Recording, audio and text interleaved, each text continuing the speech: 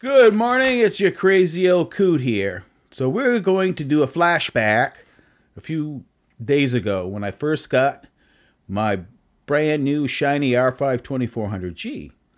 I rush home, slap it into my motherboard, slap on some Arctic Silver 5, throw on my Wraith Spire cooler, fire it up, and I hit 90 degrees when I run Cinebench. So what happened? This is what happened. Okay, so first thing we got is the cooler, which would be my AMD Wraith Spire. And then you have the Arctic 5 Silver TIM. Then you have the heat spreader. That's part of the APU. Then you've got AMD's TIM. And then you have the APU, which is, in this case, my R5 2400G. Now, here's the problem, okay? You need to burn in this TIM. On the Arctic Silver site, it says it could take 400 hours to burn in TIM. Totally. Okay? So, when I ran home, threw this thing together, this is all fresh. This stuff had never been burned in. So when I slap that on and run Cinebench, which pretty well stresses the CPU, because I mean, it did hit nearly 4 gigahertz at 1.46 volts when it tried to run Cinebench stock, boom, the temperatures went up because it wasn't ready. Now, when I'm running stock, fire this sucker up and run it, it still does hit nearly 4 gigahertz. It hits 1.4 volts, but it's only hitting 78 degrees C. Flashing, lights going boom, boom, boom. It's because the TIM has had time to bake in. So, and this should improve over time for a while yet. So I expect a month from now, if I run these tests, my temperatures would even drop a few more degrees. Maybe only top out at around 75, 76 degrees. Okay? So with that, let's go check out some testing at 4.1 gigahertz. So, Cinebench score, multi 879 with an OpenGL score of 67.28.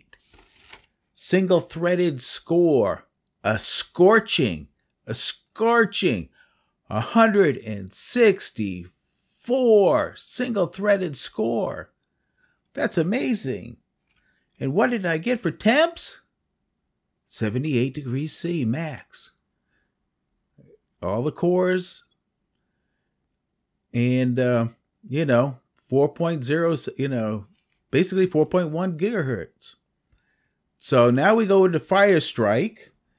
And Firestrike, I'm not going to go into the scores, but the temps were 77 degrees, again at 4.1 gigahertz. The voltage was around 1.45. Now TimeSpy hit 88 degrees C at 1.45 volts. And this was thermal throttling, and it was during the CPU test that really stressed the heck out of it. Okay. Now, Cinebench here is 891, and this is 4.1 with nothing running in the background. And we've got a single thread score of 165. This bodes really well for the 2000 series Ryzen 2s. So it's your crazy old coot here with kind of final thoughts. I've still got some more testing to do, but so what we got so far. I mean, we're all realistic. 4.1 gigahertz is about as fast as you're going to be able to get on the R5 2400G. I got there pretty easy. It didn't take me long. I didn't have to fuss. I just went in to Ryzen Master, set the slider to 4.1, set the voltages to 1.4, hit applied, and then ran it. And she ran. Okay? So what are you buying? I mean, 4.1 gigahertz is pretty impressive. I've got an AMD Ryzen Spire, which is a 100 watt TDP cooler.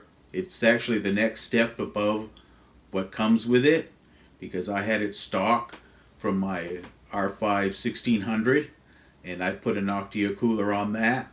So I had it kicking around, and I figured, hey, another 35 watts of cooling ain't going to be bad. And it was going to fit. So put that on, and it ran, it did good. You know all that story. So the other side of this is it worth it to overclock this sucker? I mean, this probably will run 4 gigahertz at 1.36 volts forever. I mean, it will probably just do that. And so you're going to have good scores. I think this is important if later down the road you're going to throw in an RX 580 or NVIDIA 1060 6 gigabyte model. I think it would help a lot. But the difference between running stock and this, you know, it's 6 of one, half dozen of another. Yeah, you're going to get better performance, but I mean, you have to go into Ryzen Master, you have to do thing. Instead of just hitting the on button, it boots up and just run it. So I did that. And my Cinebench scores were, on the multi-thread, it's 802.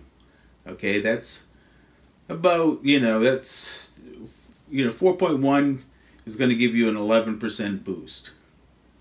What I was surprised is the OpenGL and the singles threaded scores were about, you know, the high 30s, 40% better on 4.1 than at stock. And I think it has to do with Precision 2, because Precision Boost 2 takes into account a lot of things. One of the things it tries to do is keep the thermals in line. So when I run the stock Cinebench multi-threaded, you know, see how high the temps went, it only got to 69 degrees. So that's a 13% cooler than at 4.1. Okay. Now the voltages were about the same. It hit 1.42 volts. You know, and in 4.1 it was hitting 1.45 or 4.6. The difference is it didn't stay there very long. Okay, it was dynamic.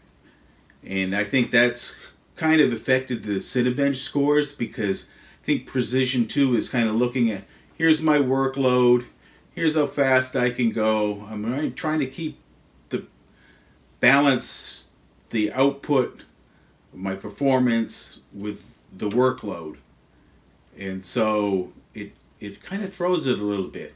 Now Cinebench Multi, it's balls to the wall, so it's going to be, that's why I think it did so well. But when it's not balls to the wall, then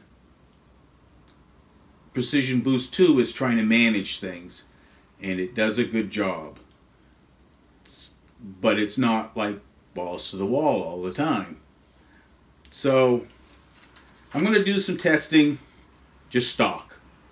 I'm going to see how it plays, do a couple benchmarks, how it plays, and see how it is. Because in the end, 85% of the users who end up getting one of these things is just going to press the on button, and they're going to get what they get.